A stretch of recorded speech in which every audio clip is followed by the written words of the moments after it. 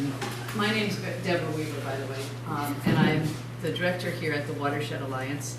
So I welcome you all. I hope you'll eat some cookies and have some drinks. Nick Sullivan is, first of all, I have to say, one of the most gracious men I've met in recent years.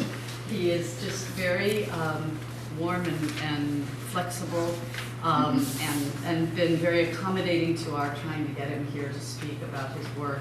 And when I went to look at his press materials, I said to Steve, there's nothing about Nick here. It's just only about the book. So we had to do a little research and find out some things about him that he wasn't boasting enough about. So besides the book that he's going to share with you tonight, he's written several other books, including Money, Real Quick, Kenya's Disruptive Mobile Money Innovation.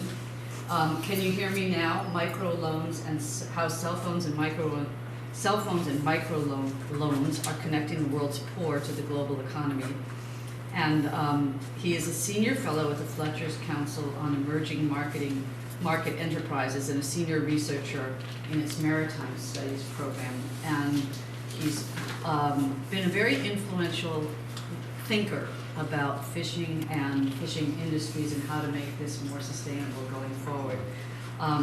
He's twice been a Rockefeller Foundation Bellagio Center resident fellow, and he lives right in Dartmouth. So I just found out that he and his wife swim at Gooseberry from May to October every day. So they're kind of right in our spirit of outdoors appreciators. So Nick, thank you for being here tonight. And he has books for sale. If you didn't bring your checkbook, don't worry, because partners who couldn't be here tonight, and they regret that, but they provided us with the books. If you want a book, all you need to do is to sign your name and phone number on this other handy dandy paper, and they will just call you after this event and you can settle up with them. And Nick, I think, would be happy to sign it for you too. Sure. Yeah. Okay. Yeah. So welcome, Nick Sullivan. Thank you very much, Deborah, for having me. And yes, we did have a wonderful talk out in the deck there in the July, I think. Right. It was beautiful out there. And and thank you, Steve, for helping to organize this. I know it has taken a while, but it's great to be here. This is a beautiful space. I remember loving this kind of the floor. It's really captivating. You can walk the whole watershed from the Yeah. north end to the southern end. Anyway, thank you all so much for coming. Yeah, so this book is called The Blue Revolution. This, by the way, each chapter starts with an image of a fish done in this Gaya Taku Japanese art form, which is taking a dead fish and painting it and then printing it. And this is by a woman in Gloucester, Massachusetts, Stephanie Mason. So this is the book. Island Press is a leading environmental and ecological publisher in DC. It's a non-profit publisher, which is unusual. Most publishers are for-profit. And so this book, I have done these other books, but they're more about economic development in developing countries. But the reason I got on to this is because I've done a lot of work in developing countries and working with aid organizations and State Department and different groups, and food security kept coming up, and I kept wondering, and fish is a huge part of food security in most 2/3 of the world. And so where are the fish going to come from to feed the world with a growing population and more people eating more fish and so on? So I started to try to answer that question, where are the fish going to come from? And I had written about fishing in the 70s for a little bit, which I'll reference later. So I don't have a lot of charts like this. I have mostly pictures, but this is a great kind of framing chart. The blue is wild capture. Oops, this is a little bit wild. The blue is wild capture fishing, and the pink and red are farmed. And you can see a couple of things. From 1950 at the far left, well, this is wild. We're driving here. Yeah.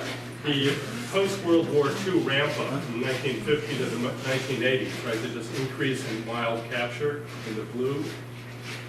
And then starting in the mid-80s, right around above the dot there, the beginning of the increase in the farm fishing. And the dark red is freshwater farm, and the pink is ocean. And I focused on marine fish. And at the bottom, the light blue is marine, and the dark blue is fresh. So you can see basically since 1980 what's happened, and now like it's about 50-50, but more than half the fish the world eats is farmed now. The last figure I saw, which is about 3 years old, is 52%, and I'm sure it's more than that now. So this book, I started out looking at the world, but I kind of scaled it back to New England, where I've grown up. I grew up in Narragansett Bay, and also because it was an easier job to research during the pandemic. So this is the continental shelf. This light and dark here is the continental shelf, where most fish in the world live on the continental shelf, and then you get out in deeper water, and it's the migratory fish. And this dotted line here is the territorial limit of the U.S. and Canada. And you can see George's Bank here is split between U.S. and Canada owns like a third, almost a half of it. And that was a very contentious thing called the Hague Declaration in the 70s.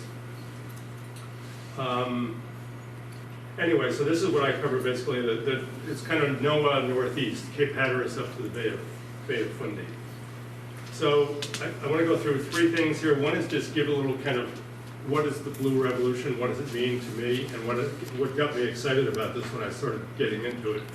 And then looking at wild capture fisheries today and farm fisheries today, the U.S. model, which U.S. model is a very good one for the world, actually. Most people don't believe that, but it's true. And then at the end, just some of the global challenges of climate, criminals, and conservation. So these are just a couple of images of what the Blue Revolution really is to me. In fact, at one point I wanted to use this as the cover of the book. This is in Hawaii, I believe. This is Kampachi fish. And I just love this image of like a farmer herding his stock from the outside looking in. And here's kind of the inverse of that. I guess, I don't know if you can really see that person in there.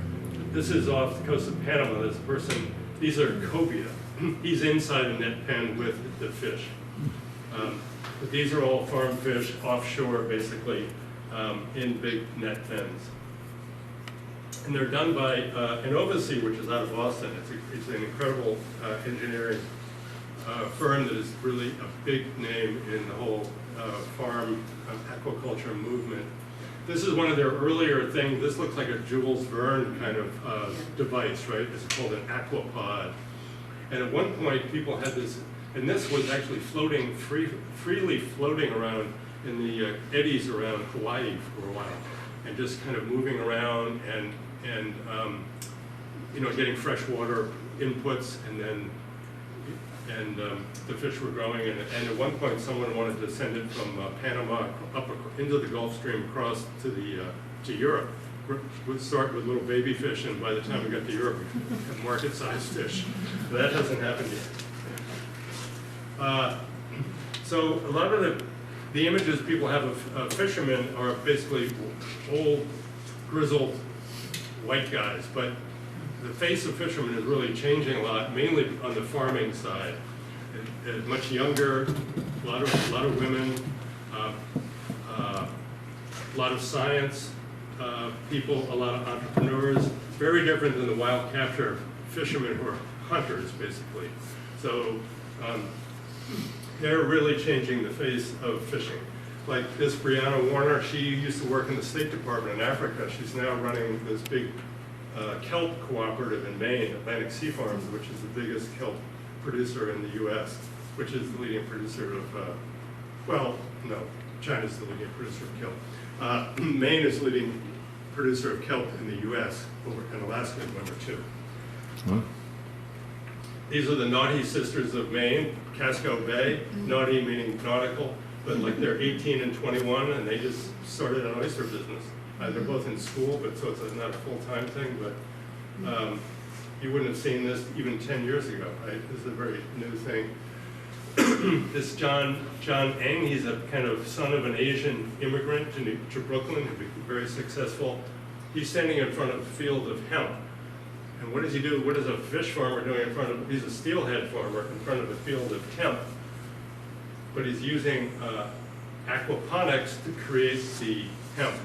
Aquaponics is an ancient Chinese technique of taking water from the fish below with the fish poop and the ammonia, and they put it into greenhouses and stuff, and it cleanses the ammonia, turns it into nitrates, go into the plants, and then it returns clean water to the fish tank. So it's a kind of holistic cleaning circle, and you can grow fish and plants at the same time.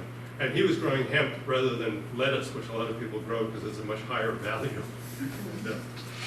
He's in Hudson, New York, that guy, farming steelhead. This is another ancient, both Aztec and Asian technique, multi-trophic. Usually getting fed fish along with extractive organisms like scallops, seaweed, and mussels take things out of the water. There's no fed fish here. These are all kind of, but they don't take any food. And the seaweed is symbiotic with it because it absorbs CO2, which helps the shells build faster. CO2, the acidification is really harmful to the shell building process. So this is Thimble Farms in Thimble Island Farms off the coast of New Haven. And this guy, Brendan Smith, he's a great character. He used to be a cod fisherman in Newfoundland as a teenager. And in Newfoundland, in 1992, the cod industry shut down overnight. 30,000 people put out of work, including him. He went all over Alaska and so forth and came back, but he started a whole new business here in Thimble Islands. This is not farming. This is a look at what's going on. This is another Jules Verne-like device. This is out of UMass Dartmouth School of Marine Science and Technology. Kevin Stokesbury, does anyone know his name? He's now the dean of the school. But this was in the early 90s when he was starting out as an assistant professor, and the scallop beds were closed, and they were doing all these trawling with Woods Hole and NOAA, and everyone was trying to figure out where are the scallops, how big are they, when are they coming back, and so forth. And they would trawl them up and bring them up and count them and put them back. And he developed this device to drag along the bottom and take photographs, and which he's still doing today. And Woods Hole is doing, they got their own version of it. And it's a much more efficient, productive method of measuring the biomass on the bottom. This is the Woods Hole HAB cam, which they've had since 2003 or something. There's Kevin Stokesbury. The thing he's doing now, so he's been doing the scallops for 20 years, trying to figure out what's going on with the cod, and he's using these open-ended trawl nets. So rather than closed-end trawl net, bringing the fish up on board, you count them and stuff, and a lot of fish die that way. But using cameras and stuff up to the pilot house and machine learning, they can identify the length and weight and species and stuff. And there's one, this is the class of 2019, I believe, which they're very they've been following it, and it's growing, and it should have been spawning this year. So it's going to be interesting to see what happens next year. But it's the most hopeful thing that's been discovered about cod in the last 20 years, really. Speaking of cod, this is from Iceland. This is another kind of blue revolution thing. This is a cod skin bandage that is used for diabetic wounds, spinal wounds, breast reconstruction, all kinds of stuff. It's an incredibly effective bandage, and it's just it's cod skin. And one cod skin, you can get 8 bandages out of it. They sell for $500 each. So one skin of one cod is worth $4,000. Cod, no. And this stuff is used by the Department of Defense, hospitals all over the world, and it's kind of a game changer. And I'll talk more about Iceland later, but it's another example of how people are thinking differently about fishing. This is out of the University of New Hampshire, and there's a lot of fraud and labeling, mislabeling in fish, and you can do DNA testing, either big blocks of fish, or you can do even individual fish with little probes and get like an immediate readout of what the fish is, because now you have to send fish like to some big lab in Florida or something. It takes 4 or 5, 7 days to get the results, and by then the fish is gone and in the system. And this is the last one of these. This is a very sophisticated use of big data using collision avoidance systems, satellite systems, radar data to collect all these data points and track the ocean traffic at all times. You can watch this on the internet almost in real time, and they can tell which boats are fishing. You see this kind of stuff off the coast of South America is bad news. Those are probably a lot of Chinese boats that are raiding the shores of the Galapagos, which I have pictures of later.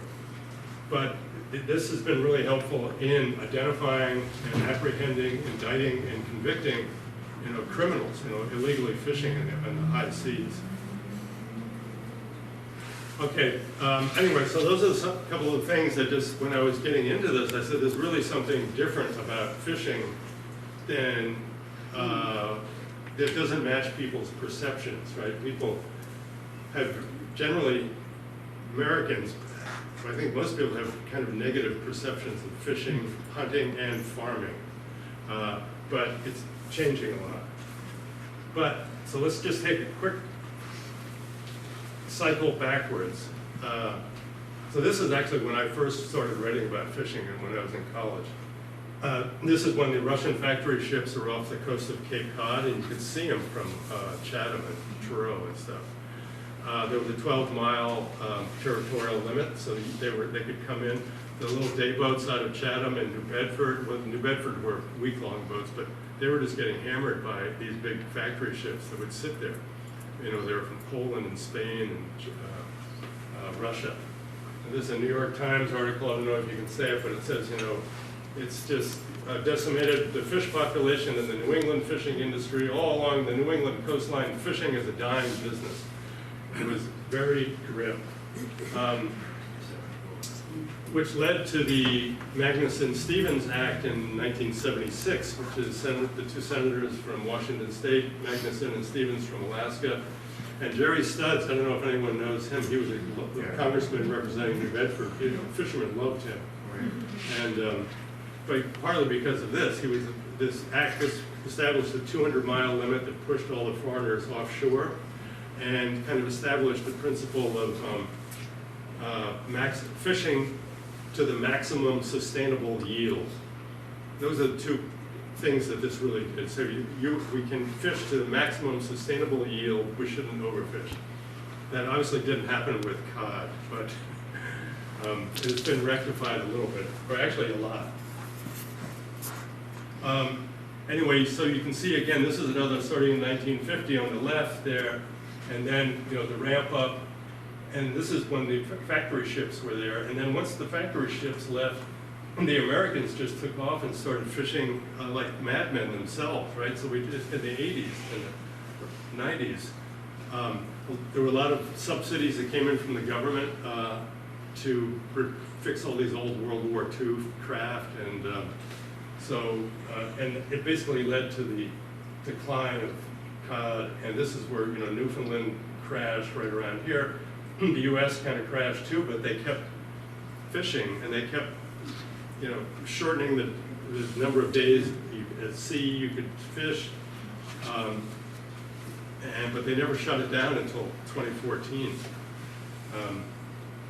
But you can see where it is today. It's not good. At the same time, in the late 90s, the scallops were really small and not too plentiful, which is why Stokesbury was doing all those measurements. But those measurements led to opening up the scallop beds because they discovered that they were growing and big enough. And you could also identify the beds where they were big and where they were little, and you could shut them down. And so they began this kind of crop rotation system of opening and closing beds. And it's, sustained the scallop industry, which has made New Bedford the most valuable port in the country. And this is one day in July. I checked it today. It's much less today. You see, this was like from the New Bedford auction. 171,000 pounds of scallops landed one day in July. Worth $2.1 million. And that's why New Bedford is such a valuable port. It's because of the scallops, really. And it's because of the work that was done in the 90s by Stokesbury and other people to just like say, we're going to change how we fish for this. So the fishermen themselves getting that $12.50, what's that price based on? That's at the auction house. They're getting the $12.50, yeah. Okay. Because Yeah, but you're paying 25, right. 30. Yeah, there's other ones in between too. I just wanted to No, but at the auction house, I think they're getting the 12, and that price goes up and down too. Yeah, the scallopers, I think, I haven't really I think they're the richest fishermen since whalers in the 19th century. They're just doing really well. Like there's a scalloper, $5 million boat, three fisheries, black whale, it's this bank, and usually tied up there. Those are like rusty boats there. There are a lot of rusty boats, so this is a new one. Well, it's 5 years old now or something, but yeah. Meanwhile, the lobster, since late 90s, have just gone way, way up as well. And you can see the red line at the bottom is southern New England, and it's tailing off. And it's not that the lobsters are moving north, it's that they're not spawning down here and they are spawning up north. And they're just not spawning. Someone from the Gulf of Maine Research Institute told me, some people think they're walking north, which they could do, but they're not. They're just spawning differently. So is there a reason? Warmer water. Yeah, they're looking for colder water. So all that, from the 90s and the early 2000s, the rebuilding of the demise of the cod, the rebuilding of the scallop thing led to a revision of the Magnuson-Stevens Act in 2006, which took effect in 2010, and it basically changed instead of days at sea, they figured out the total catch for each stock: haddock, cod, pollock, scallop, everything. And they said, okay, they got the total stock, and they said, we'll take 30% of it, which is the maximum sustainable yield, and they made it lower than, just to account for error in the measurement. And then they divided it up into quotas, transferable quotas, and which is kind of an unfair system. Put it this way, it's been very good for the fish and not so good for the fishermen, because it has really a lot of stocks that were overfished and shut down in 2000. Like 44 stocks that were shut down in 2000 have been rebuilt because of this, because they were shut down, and then they came back with this, a new method of measurement. But it's very hard to get a quota. You have to have been a fisherman for a long time, and they base it on your historical catch.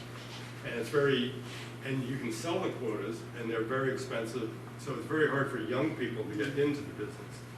I mean, the boats are very expensive, and the quotas are very expensive. So it's one reason why you have a lot of grizzled old men fishing, because you don't have a lot of young people doing it. So somehow this is going to be addressed. This is a big policy problem. And this is our friend Carlos Rafael. So he's one that flaunted that whole quota system and got away with it for a while. Because he was bringing his fish in, he was bringing cod in or something and calling it haddock or other things, but he was selling it to his own processors on the dock, so he wouldn't go in through the auction house. No one really knew where it was going. It was all cloak and dagger stuff. But he got caught, and it's a big story around here, obviously, and he's now a big real estate magnate in New Bedford. He made about $100 million, I think, when he was in jail, selling his boats. Yeah, Yeah. we're reading about. But he wasn't the only one. If you look at this, this is from The Guardian, which is a pretty very reliable source, The Guardian newspaper out of Britain. But you look at the mislabeling and fraud and fishing, it's rampant around the world, which has led to this whole new method of tracking and tracing fish, and it's going to get more and more. It's been mandated now by the FDA. By 2025, we need tech-enabled traceability, partly to keep illegal fish out, partly to get fish properly labeled and so forth. This is a legit fish out of Boston. Mike Carroll used to do, he's a seafood buyer for Stop and Shop and others. He does the New Bedford auction. All the scallops come up through New Bedford in the bottom. Blockchain, you can trace them. He does the Gloucester auction as well. And a lot of, like Costco, Whole Foods are demanding this now, this kind of traceability stuff.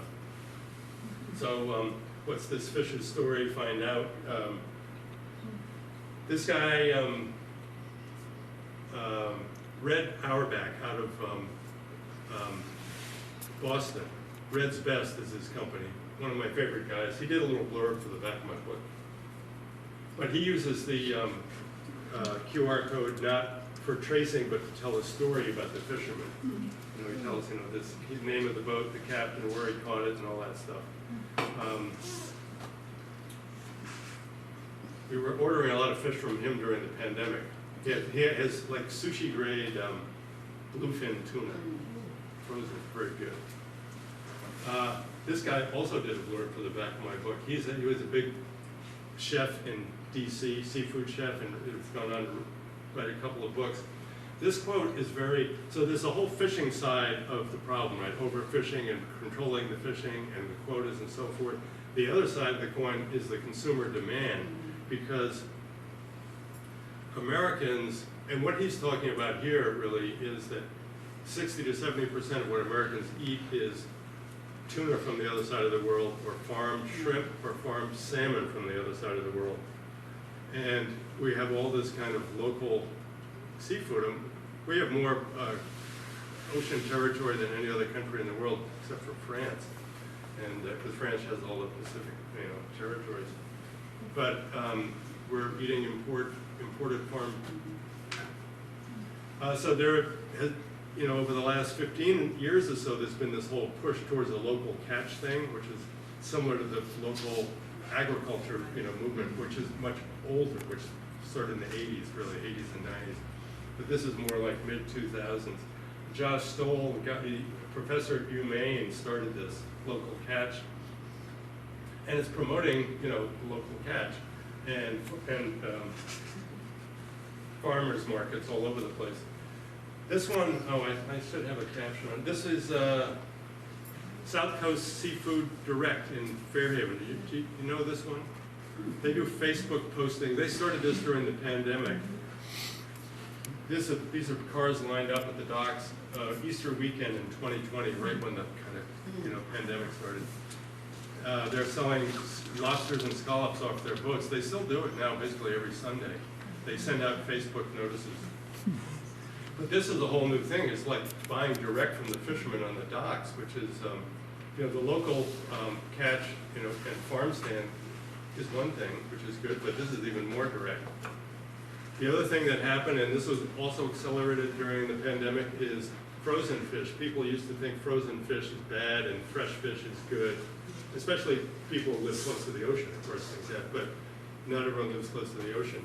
But now frozen techniques have changed so much, flash freezing techniques, so you just like, they're freezing on the boat in many places, and you just lock it in, and it's better than often fresh fish, which have been sitting on the boat for 2 weeks by the time they get off. And so they're doing all kinds of stuff now with this, the Luke's of Maine, you know, they're selling, oh, that's the caption that should have gone with the other thing. This is sold all over the world now because of this flash freezing. This is a community-supported fishery out of Sitka, Alaska. Excuse me. Sitka salmon shares, flash frozen. They're selling all over the U.S. You know, it's great stuff. And this is a farmer's cooperative. The only thing about this is that it's a great development in fishing, but it's not a way to feed the world, really, because it's very expensive, right, buying frozen salmon from Alaska. Ikejime, this is the way of quick kill and adding value to the fish. They're doing this in Maine now. It's mackerel, which used to be very low value and is now high value because if you cut and kill quickly.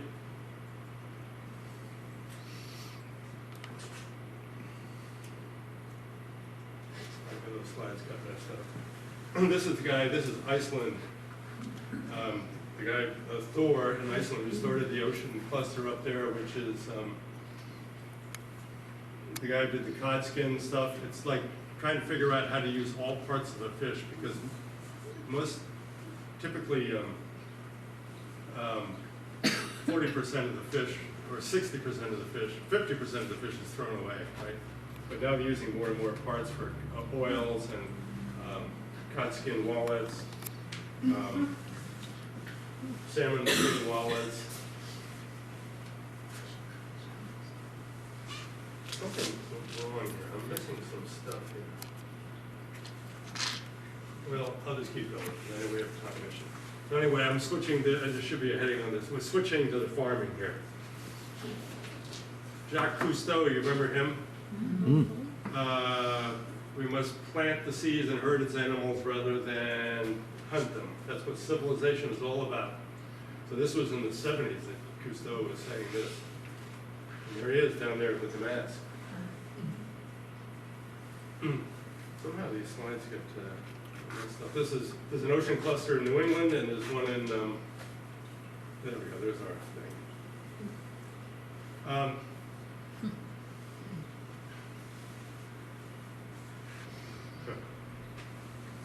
So aquaculture in the NOAA Northeast, from up to Bay of Fundy, lobsters, scallops, top value. Number 3 is aquaculture, and this is a very new thing. And it's ahead of crabs, it's ahead of all the ground fish, it's ahead of everything except lobsters and scallops, and it's mostly shellfish. Cutty Hunk Farms, Seth Garfield and his new owner.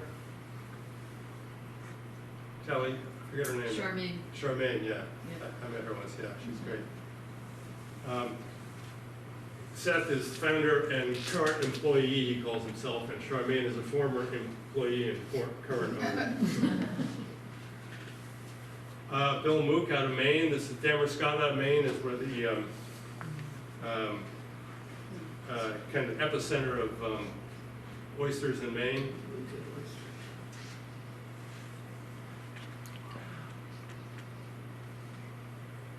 I kind of, well, anyway, these are all messed up. Yeah, pull and pray. Pull and pray. Pull and pray, yeah. So I'm just going to kelp now. This is that, Brianna showed you at the beginning. A lot of lobstermen are now farming kelp in the winter because they used to do northern shrimp, which have now gone north. And a lot of them think it's beneath their dignity, but a lot of them are getting into it. And it's a pretty easy business. They seed it in November and harvest it in March, and it just grows.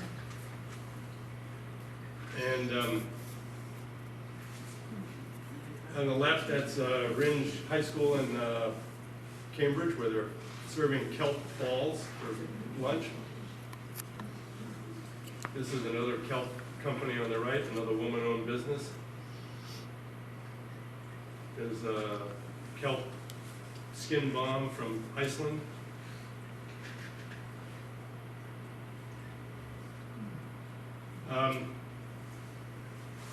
Well, I'm sorry, these things are all messed up. I don't know what's happening here. Okay, now I'm going to talk about the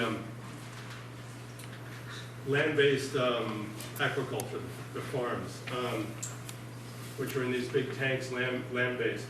There are a lot of them in New England now. This is Branzino in Waterbury, Connecticut. Ideal fish. The steelhead trout we saw before, and one of the selling points for this land-based, farming is that you can control the whole environment. So there's no, and one of the complaints about farm fish was that the antibiotics and and the waste and so forth. But there's no dyes, no plastics, no mercury, no nothing, and it's traceable. Growing eels in Maine in big tanks. Barramundi in western Massachusetts. This is the first one, the first land-based one in the U.S. in Turner's Falls. Started by Josh Goldman, who was a student at Hampshire College, and he has since moved to Vietnam and is farming over there. But that they're shipping live barramundi to Vancouver by truck and Asian markets. The big market, of course, is salmon, and I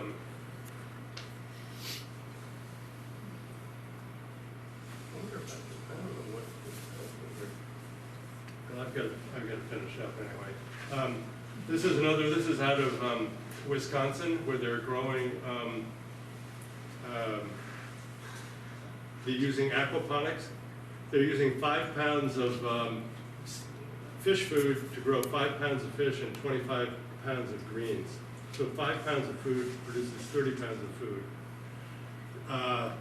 And if you compare that to the conversion ratio of meat, or cows, or pigs, even chickens, it's much more efficient to grow fish, farm fish.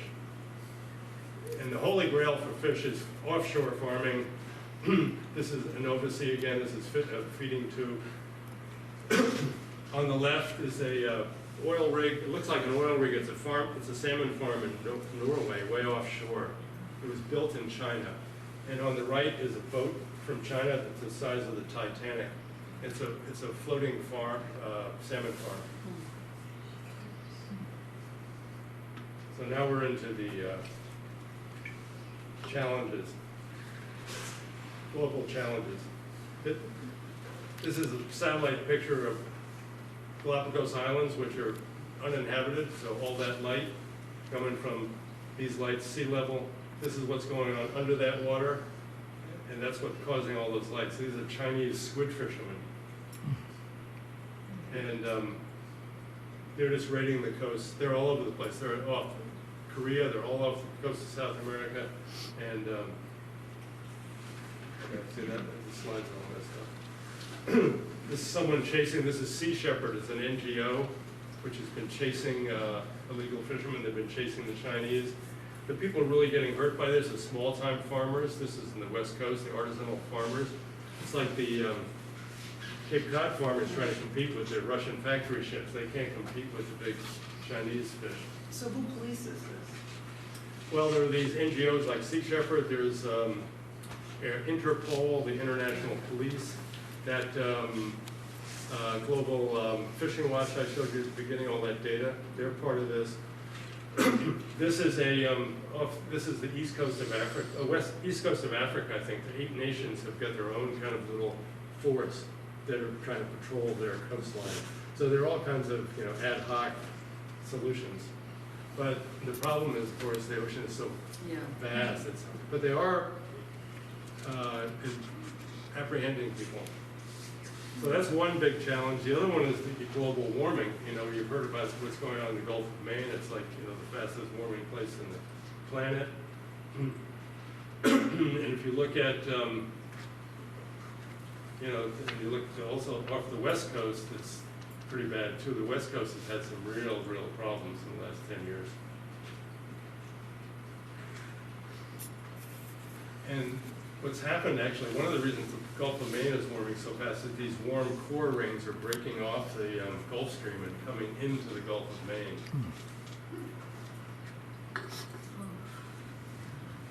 And one of the problems with there are several problems with warmer water. One of them is hypoxia, and you get these big die-offs. This is in the Gulf of Mexico. We haven't had it here so much, but up in Washington and Alaska, they've had a lot of it in the last 10 years. Because the warm water holds less oxygen, which makes it harder for fish to survive. I mean, large fish can't get enough oxygen, so I think fish are going to get smaller, and they're going to go further north to get out of the warmer waters.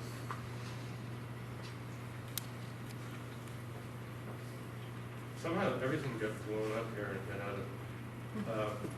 The other problem with warmer waters is that it's affecting the growth of phytoplankton, which is the bottom of the food chain. And phytoplankton, I don't know if you've ever seen it. I saw it at the Monterey Aquarium once, so they got a big tank of it. It's just, there are 2,000 species of it. They're all beautiful, like this.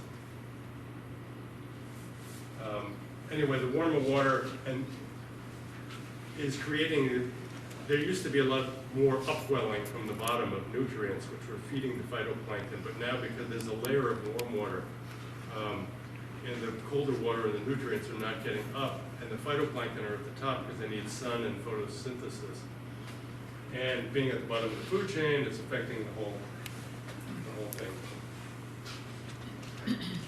Marine protected areas are one possible solution because there's some indication that allowing fish to go into protected areas away from predation allows them to kind of begin to deal with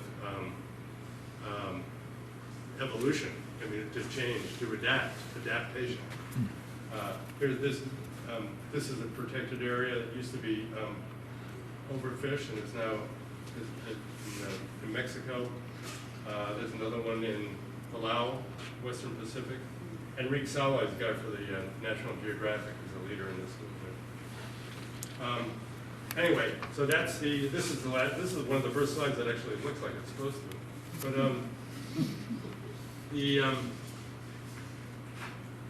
the top part shows basically this goes back 10,000 years. This is like to when the Visigoths ruled the earth, and the industrialization, you know, taking over and driving all the animals away. Compared to life in the ocean, you know, it's still pretty undeveloped. But here we are in the present, and it's beginning, and we've had, you know, these trawlers and factory ships and stuff. But now, the question is what's going to happen going forward, both, you know, underwater and above water. And there have been very few marine extinctions in the last 50 or 100 years, very few. I mean, I'm sure there are a lot that we don't know about because the ocean is so deep and unknown, but there are very few known. I think there are only 15 in the last 50, 100 years. So, yeah, so the future is, you know, with all this, you know, mining the seafloor for, you know, electric cars and the wind turbine stuff, and so there's a lot of unknowns out there. So anyway, I will stop there. I'm sorry my slides got all messed up. I don't know what happened, but anyway. Thank you for listening, and please ask any questions or comment as on anything you heard or. First of all, thank you. That was excellent. None of us know that your slides were messed up. You're the only one that knows AI technology, and I'm wondering if you could talk a little bit more about the impact that you think AI will have on this industry. Yeah, well, that is a good question. So the AI I mentioned there was that counting the cod coming through that net, right? So they were taking a picture in the pilot house and feeding that into, and it was just identifying the fish. So I haven't really thought that much about it, but AI affecting the industry, well, I mean, I think it will help a lot in locating fish, because there's a lot of data collection going on now. It's a part of the, the whole blue economy is a lot of data collection, because everyone realizes we know so little about the ocean.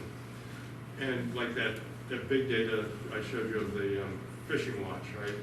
So the more data there is, means that that's material or data that AI can use to interpret and locate fish stocks and fish adaptation and water quality and all that. So I think it will give us much more information and analysis, because there's so much data is being collected that AI actually can probably analyze it a lot faster than teams of scientists, at least at the initial level.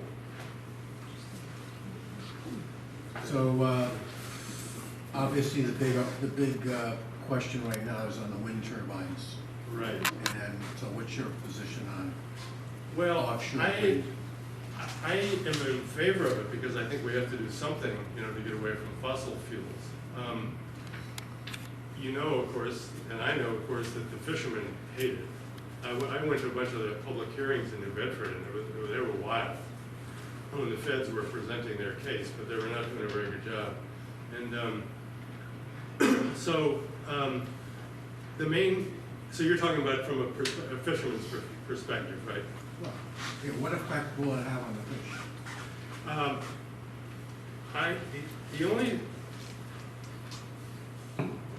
The only thing I wonder about is, they're digging trenches for the transmission cables from the turbines into the, Cape Cod and Fall River here and elsewhere. So you're digging up the ocean floor a bit, and what is that doing? But fishermen have been trawling the ocean floor and dragging, heavy metal across the ocean floor for, 100 years, kind of. And, so I don't think that will have that, unless you're going through real kind of really high level pure ecosystem that is just pristine, you probably would cause some real damage. But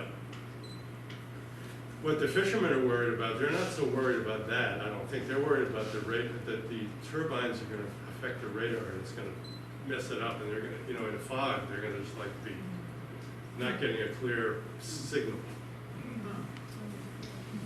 I had a conversation with a fisherman, a young man who goes offshore quite a ways. He's out for several days. He said they've already done irreversible damage, the construction of the turbines, as well as when they're up and running, through sound and vibration, stuff like that. Mm-hmm. That thrum or whatever the sound, whatever happens underwater when you have something twirling or vibrating or just Right. Above water. He said that they've already driven away just millions of fish in the area where the construction's going on, and he doesn't believe it'll ever come back. He says they're creating a wasteland. But where the turbines are being put in south of the vineyard was never a fishing ground. It's en route to fishing grounds. Right. They never and fished there. something about maybe, and I don't know if that also applies to migration. Mammals. They're worried about Yeah. marine mammals. And, yeah. In terms of the sound and the effect, Yep. because that sound travels Yep. for, hundreds of miles, I don't know, it travels Yeah, a long he way. said it's disastrous. He was very wound up. But of about it. course, I don't know. this is the way fishermen talk though.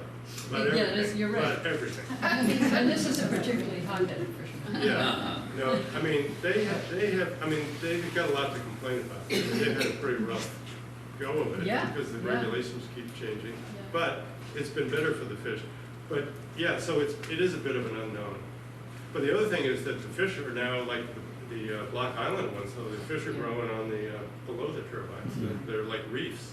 Huh, yeah. So what navigation for the fishing boats themselves? Well, that's what I was saying, they're Yeah. worried about the turbines impacting the radar signals. Okay. Yeah. So concerned So, about that. and I think the feds did agree to like double the distance between Yeah.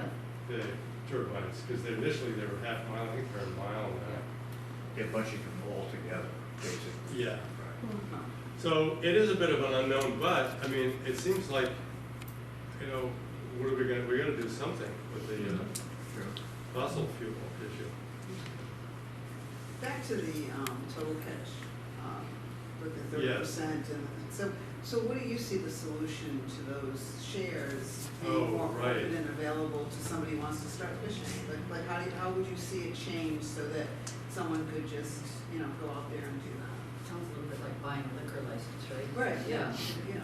But that doesn't Well, seem to have a reason Right. why there's some illegal Right. licenses. This is protecting fish. Right. Well, they could change it, no one could change it. I mean, because now, I mean, with the way they started, it's only been going since 2010, so it's not, which is not that long, really, it's 13 years, but, so they started by giving the licenses to the people who had historically fished, and they based it on their catch records over, 20 or 30 years, which was the way they decided to do it at the beginning.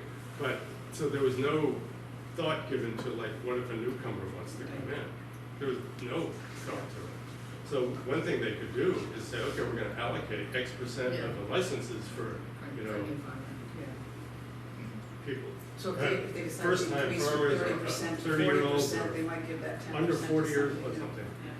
So they could, they could do that, and they could, and so now it's an open market, they're transferable quotas, but they could change the way the quotas are transferred, they could put some kind of caps on, I mean, they could try to, monitor that, regulate that market a bit. Because now these, like the Alaskan guys, they're going down to Arizona golfing all the time and just, they're either leasing or selling their shares, they're not fishing. Because they never really retire from it, they just hang on to their Yeah, shares, yeah, right, and let yeah. them make money. So, and that makes fishermen mad too, when these guys are just living off. Yeah, if they were actually still fishing Yeah. and using their share. Yeah. Okay. Pete, what are your thoughts on the New Bedford Blue Harvest debacle? Yeah. Ooh, well, in my book, I was quite positive about Blue Harvest. Yeah. Because it was right when the whole codfather thing was happening and the Port of New Bedford was losing $500,000 a day, the whole supply chain was broken. And then Blue Harvest came in and it was like a breath of fresh air. They brought in all these boats, they started, eventually, when they first came in, they didn't have these boats, but then they did buy a lot of these boats, yeah. And they kind of revived the port. Yeah. So I was initially quite positive, when I was writing the book, I was quite positive about it. I remember talking to John Bowler about it too, he was as well. And, but, yeah, it went really bad. What's So gonna I happen don't- to I the mean, fishery though? I mean, New Bedford's what, the leading port, landing port, right, next to Gloucester? What's gonna happen to the fishermen and the whole fishery in New Bedford? Can somebody tell us what the blue water Blue Harvest Harvest? was? Well, yeah, it's a company that came in, a big groundfish company. It started in 2015 or something, Yeah. a brand new company, had tons of private equity investment from Europe, and just started, it became basically the biggest operation on the East Coast. It replaced the Codfather, who was the biggest operator on the East Coast. So, They declared bankruptcy. So they just declared bankruptcy, and stiffed a lot of people. They owed a lot of people a lot of money, just like a month ago or something. Yeah. So I don't know how it's gonna work out. Yeah, and a lot of boats were gonna be destroyed now, and Yeah. so I don't know, it's a bad scene, but New Bedford has, recovered before, obviously. And, there are boats coming into New Bedford from, Florida and Maine, it's like boats coming in all over the place. There's not enough place to dock them now. They're building new piers and docks in the inner harbor, outer harbor, and, so the port, has got a good future, but, a lot but a lot of people are getting hurt at these different junctures, you know, and it's like, but, you know, private equity has been pretty brutal to a lot of industries over time, over the last 20 to 30 years, you know. But usually, this is a different, usually private equity comes into a kind of troubled industry and Right. rolls it up and splits it up into pieces and sells it off and makes lots of money. They were not exactly doing this here, but it still ended up bad. So, I don't know, time will tell. Well, explain fishing, fish farming in the middle of the country or wherever in the middle of Massachusetts, or how do you farm fish on? Well, that was one of the things that got messed up with my life. There were these big, thousands of gallons of water. And they're growing, you know, branzino, barramundi, steelhead, salmon. They're doing Wisconsin, Florida, Southwest. All you need is a source of water, fresh water. And, you know, salmon need salted water, so you can salt the water, you can, you know, and you can control it. And they're recirculating, they're cleaning the water as they go, so it's not wasting water. The density, in some of the pictures, there was a real high density Yeah. of fish per gallon Yeah. of water or whatever, so it's just, but it's because they're recirculating. Yeah, it, but these places have all kinds of tanks, you know, the fingerlings move into the bigger tanks, they move up as they get bigger, and it's a fairly new thing. It started in Norway, it's now becoming very big here, but it solves the whole problem of environmental, you know, deterioration in inshore farming, in nearshore farming, and but it's very expensive, it's very energy intensive, technology intensive, and a lot of things can go wrong, except for break. A little shameless advertising now. I'm gonna pass around this in case you want to get booked tonight. This is, I'm taking the partner's role here. And you don't have to pay, you just put your name and phone number, and Elizabeth from Partners will call you. And if you want. We do, but they don't want us to use it, actually. They prefer to, Elizabeth, I talked to her yesterday, she preferred, anyway. And if you want Nick to sign it, he will do so. She doesn't want me to use it, because I tried to use Yeah. the booth this summer, and my wife was using it. I know my wife was using it, and just was going, she was picking all these things, and they were not going through. Let's say thank you to Nick. So